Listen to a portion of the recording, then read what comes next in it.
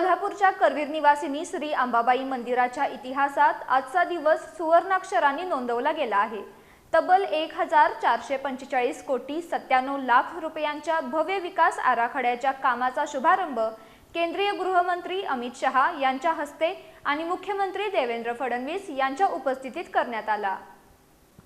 करवीर निवासिनी श्री अंबाबाई मंदिराच्या विकासाचा नवा अध्याय आज सुरू झाला। केंद्रीय गृहमंत्री अमित शहा यांनी सपत्नीक देवीचे दर्शन घेत विधिवत पूजा केली आणि मंदिर विकास आराखड्याअंतर्गत विविध कामांच्या कौन्सिलेचा अनावरण करून शुभारंभ केला। मुख्यमंत्री देवेंद्र फडणवीस, उपमुख्यमंत्री एकनाथ शिंदे, पालकमंत्री प्रकाश आंबेडकर यांच्यासह राज्यातील अनेक मंत्री, लोकप्रतिनिधी आणि वरिष्ठ अधिकारी या ऐतिहासिक सोहळ्याला उपस्थित होते।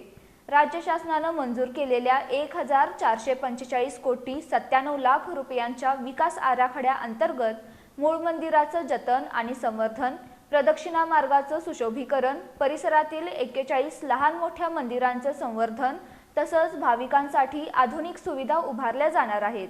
दर्शन मंडप, अन्नछत्र, माहिती केंद्र, मल्टीपर्पज हॉल, प्रथमोपचार केंद्र, वेदपाठशाळा, भोजनगृह, वाहनतळ, सुरक्षा व्यवस्था आणि इतर पायाभूत सुविधांमुळे भाविकांना अधिक सुरक्षित, सुलभ आणि सुखकर दर्शनाचा अनुभव मिळणार आहे।